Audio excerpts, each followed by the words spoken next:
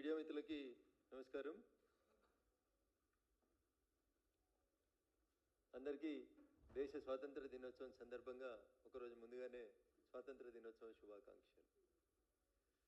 నాకు తెలుసు మీకు భారత రాజ్యాంగం మీద సంపూర్ణమైనటువంటి విశ్వాసం ఉందని, భారత రాజ్యాంగం ద్వారా సంక్రమించినటువంటి అన్ని సంస్థల్ని మా మీడియా మిత్రులు గౌరవిస్తారని చెప్పి నేను ఆశిస్తా ఉన్నా. కానీ దురదృష్టం, ఈ దేశంలో లీడర్ ఆఫ్ అపోజిషన్గా ఉన్నటువంటి వ్యక్తి, లీడర్ ఆఫ్ అపోజిషన్గా ఉండి నడిపిస్తున్నటువంటి కాంగ్రెస్ పార్టీకి ఈ దేశంలో ఏ వ్యవస్థల మీద కూడా నమ్మిక లేకపోవడం అనేది బాధాకరం, దురదృష్టకరం. ఎందుకంటే వాళ్ళ నాన్న చెప్పిండు 1989 ఓటమి తర్వాత ఏమని, బ్యాలెట్ పేపర్లు మంచివి కావు, బ్యాలెట్ పేపర్లు ఉంటే రిగ్గింగ్ చేస్తుర్రు, బ్యాలెట్ పేపర్ల వల్లనే కాంగ్రెస్ పార్టీ ఈ దేశంలో ఓడిపోయింది, అందుకని బ్యాలెట్ పేపర్లను తీసేసి ఈవీఎంలు పెట్టమని చెప్పి మొట్టమొదటిసారిగా అప్పటి ఉమ్మడి ఆంధ్రప్రదేశ్లో షాద్నగర్ అనే నియోజకవర్గంలో పైలట్ ప్రాజెక్టు కింద ఎంపిక చేసి బ్యాలెట్ పేపర్లను రద్దు చేసి ఈవీఎంల ద్వారా ఎన్నికలు నిర్వహించింది అప్పటి కాంగ్రెస్ ప్రభుత్వం, ప్రధానమంత్రిగా ఉన్నటువంటి రాజీవ్ గాంధీ గారు. बाप एक बोलता, बाप क्या बोलता, बैलेट पेपर खराब है, बैलेट पेपर सही नहीं है, बैलेट पेपर में वोट चोरी हो रहा, उसीलिए हम लोग ईवीएम लाया बोल के बाप बोलता. बाप बोलने का बात को बेटा अभी मना कर रहा, नहीं नहीं ईवीएम सच्चा नहीं है, बैलेट पे फिर चुनाव लड़ेंगे बोल के बेटा बोल रहा. बाप ईवीएम खराब बोलता, बाप बैलेट पेपर खराब बोलता, बेटा ईवीएम खराब बोलता, लोग बोलता कांग्रेस खराब बोलता. ये समझने के लिए पप्पू नहीं राहुल को और बहुत टाइम लगता. 2001 से लेकर उन्होंने पॉलिटिक्स में आए से जब से लेकर आज तक उसको क्या समझने में आ रहा, लोग क्या लिख के दे रहा समझने में नहीं आता. Last 3 days back I have seen a press conference of leader of opposition Mr. Rahul Gandhi. On either side the senior leaders of the Congress were sitting. One is Jairam Ramesh, the other one is Digvijay Singh. Unfortunately, I became an MP in this country. And దురదృష్టం కొద్దీ నేను ఈ దేశంలో MP అయినా అంటాడు రాహుల్ గాంధీ. పక్కనున్న జయరమేష్ గారు పిలిచి దురదృష్టం కొద్దీ ఎంపీ అయినా అని చెప్పకు అని చెప్పి ఆయన చెప్తున్నాడు. మైక్లో లీనొస్తుంది పాపం.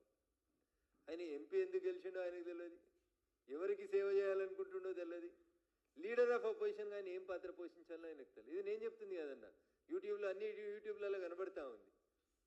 Unfortunately I became N MP. మరి ఎందుకు రిజైన్ చేసిపో? ఇప్పుడు నీకు ఈవీఎంలు నచ్చుతలేవు కదా రాహుల్ గాంధీ గారు. మీరు పోటీ చేసి గెలిచినటువంటి రాయబరేలీలో ఇప్పుడు మీరు రాజీనామా చేసి బ్యాలెట్ పేపర్లతోటి ఎన్నికలకు పోదాం. నిర్వహించేందుకు మాకు అభ్యంతరం లేదు. పోటీ చేసేందుకు, రాజీనామా చేసేందుకు మీకు దమ్ముందా? బ్యాలెట్లకి ఈవీఎంలకి మధ్యలో తేడా ఏంది అని ఎప్పుడైనా మీరు శాస్త్రీయంగా ఒక్క స్టడీ అయినా చేసిండ్రా? Yes, Bharatiya Janata Party also opposed EVMs in the initial days.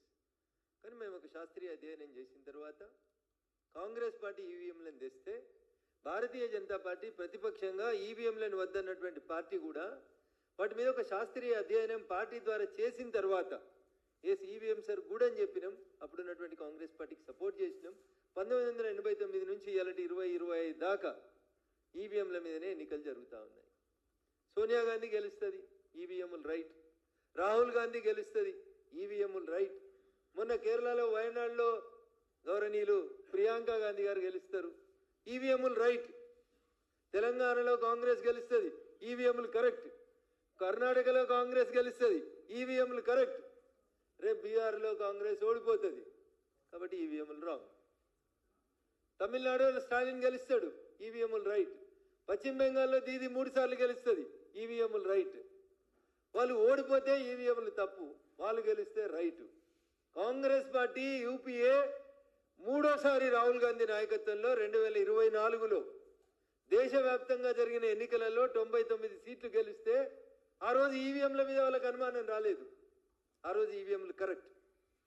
3 ఏళ్ల తర్వాత మహారాష్ట్ర పోతే, హర్యానా పోతే వాళ్ళకి ఇలా కడుపునొచ్చి ఇదంతా నో తూచాట అంటాడు. తండ్రి బ్యాలెట్లను వద్దని ఈవీఎంలను తెస్తాడు. మీరే చెప్తారు ఈ దేశానికి కంప్యూటర్ను పరిచయం చేసిండు మా నాయన, 20వ శతాబ్దంలోకి దేశాన్ని తీసుకుపోయేందుకు ఆలోచించాడు మా నాయన అని. నాన్న ఆలోచన ఏమో ప్రోగ్రెసివ్ ఉంటుంది, కొడుకు ఆలోచన ఏమో డిస్ట్రక్టివ్ ఉంటుంది. మీ కుటుంబం ఇంట్రడ్యూస్ చేసింది, గౌరవనీయులు స్వర్గీయ రాజీవ్ గాంధీ గారు మీ నాన్నగారు ఇంట్రడ్యూస్ చేసిండ్రు ఈవీఎంలని. ఇది బీజేపీ సొంతం తీసుకొచ్చింది కాదు. మీకు ఇలా డౌట్, మాకు కూడా డౌట్లు వస్తున్నాయి. దేశ ప్రజలందరూ కూడా మేము సవినయంగా ఒక భారతీయ జనతా పార్టీ పార్లమెంట్ సభ్యుడిగా పార్లమెంట్లో గత వారం రోజుల నుంచి జరుగుతున్న గందరగోళం చూసిన తర్వాత నాకు కూడా మాట్లాడాలనిపిస్తా ఉంది. వాళ్ళు స్టాప్ సర్ అని ఒకటి పట్టుకొని వస్తున్నారు, SIR సర్ వద్దంటున్నారు. ఏంది ఇంతకు సరైంది? Special intensive revision. దేని మీద స్పెషల్ ఇంటెన్సివ్ రివిజన్? ఓట్ల మీద స్పెషల్ ఇంటెన్సివ్ రివిజన్ పెట్టిండ్రు.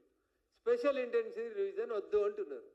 ఇంతకుముందు మీరు మీ నాన్న ఎడబుట్టిరు, నువ్వేడబుట్టినావు, ఇవి అడుగుతున్నారు, డేట్ ఆఫ్ బర్త్లు మాకు కష్టమవుతుంది అన్నారు. సుప్రీంకోర్టుకు వచ్చి అఫిడవిట్ ఇస్తే ఇబ్బంది పడితే సుప్రీంకోర్టు చెప్పింది వాడు ఏ ఆధారం చూపించినా, ఒక 11 ఆప్షన్స్ ఇచ్చింది సుప్రీంకోర్టు, 11 ఏది చూపించినా ఆయన ఓటును కొనసాగించమని అడుగుతున్నారు.